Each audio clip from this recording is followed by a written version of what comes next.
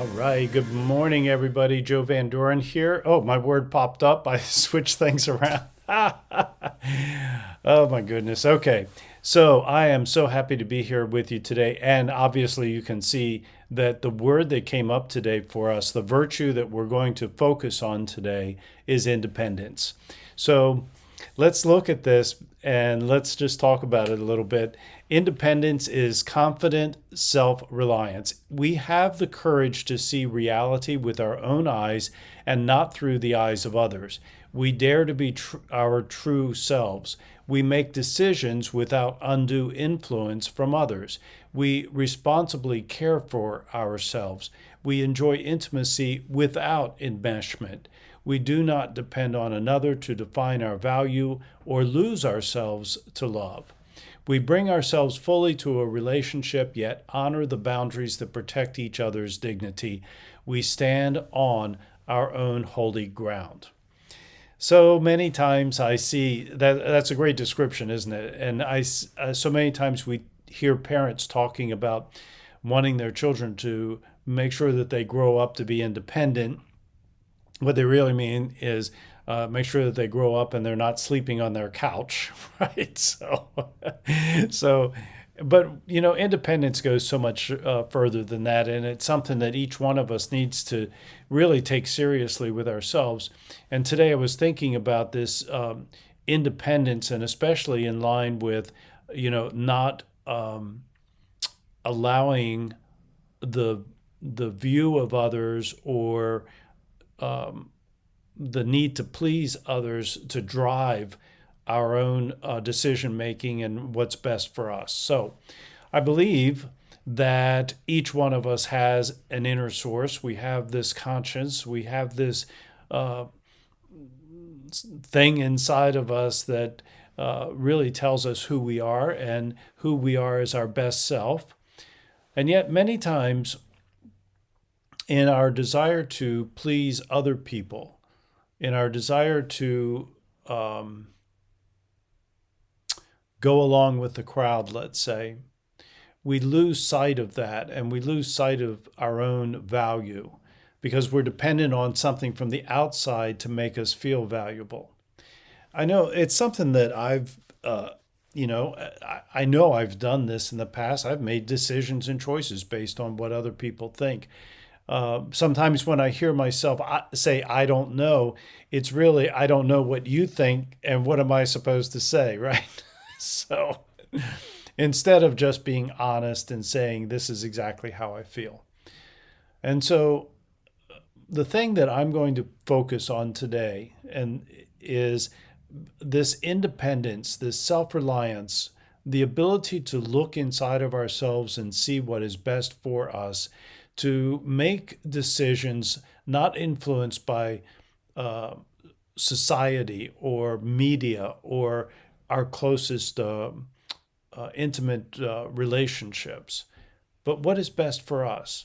And so, as with all the virtues, we have to balance all that out, right? So I don't want to be this selfish person that never considers and am not thoughtful about other people's desires. But at the same time, I don't want to go against what I value, and I don't want to do things just to please other people. That's just not a good way to go. And sometimes, as I think about that, it's not just people. Sometimes the value that we put on things or stuff or, material things outside of us, or the need to be seen as a certain way, or even the need to just to be seen, right? Um, can sway us in the decision making process, and we lose ourselves to being influenced by what's on the outside of us versus really looking deeply inside of us.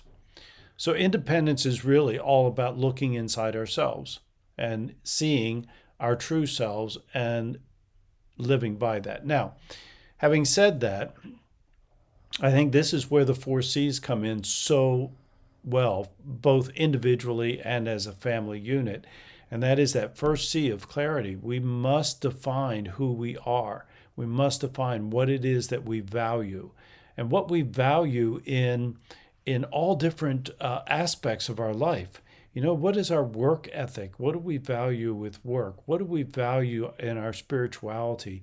What do we value in our family and our family time? What do we value in in all these different parts of our life and these little segments that make up who we are? And when we can define that and we can actually begin living by that, because we can say that this is what we value as an individual.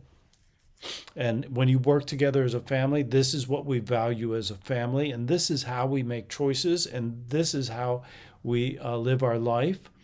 Then you're going to find yourself to be much happier. This is a process that I've gone through, for quite some time. And every time, and it's evolutionary, I would say, because every time I think that I know exactly where I'm at, I find I'm in a different spot. And so, I think it's evolutionary, and yet there's some very core things that are important. And so each one of us has to define that for ourselves. So, how do we teach our children independence? Well, one of the things that's very interesting about children and independence is we want them to gain it. And yet at the same time, sometimes when they're showing independence, it comes off and appears as misbehavior, right? And it could be that that in our desire to have control of a situation as a parent, that we may stomp down some of that independence by limiting the number of choices that they have, especially as they get older, and by actually creating a situation in our younger kids where they begin to feel helpless, where they begin to show signs of inadequacy, and where they begin to expect that others need to do things for themselves, for them, that they are perfectly capable of doing for themselves. So when we're talking about independence, we're talking about giving kids choices. And when they're young, obviously, we really limit their choices. But as they get a little bit older, we can begin to have them take a look at what are the choices that are here, right? So what are the possibilities of what I could do in this situation?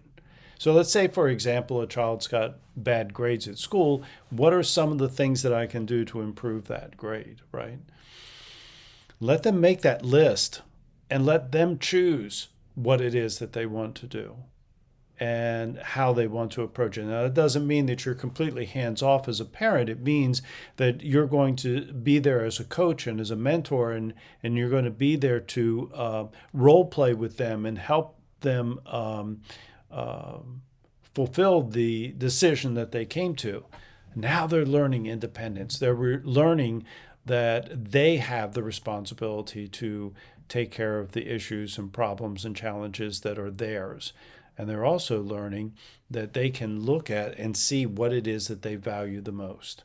And when they do that, they're going to be able to stand on their own. They're going to be able to stand up. And sometimes that means, as a parent, that we have to do things that are very uncomfortable for us. And when I say that, I mean we might find that we need to just step back and allow them to have a failure. And that, for a parent, is a very uncomfortable place. But it's how children learn to have a failure, to become stronger, to be resilient, and to grow in their independence, because they learn that they can come back from that. So those are my thoughts today about independence, and I think it's something that each one of us, can continually grow in and develop further and balance with the other virtues. So those are my thoughts. Thank you for being here today. It was great. Tomorrow morning we'll have another virtue. We'll do another virtue pick in the morning, and I look forward to seeing everybody then. Until next time, keep practicing the 4 C's of successful families, and that's clarity, communication, consistency, and community. Until next time.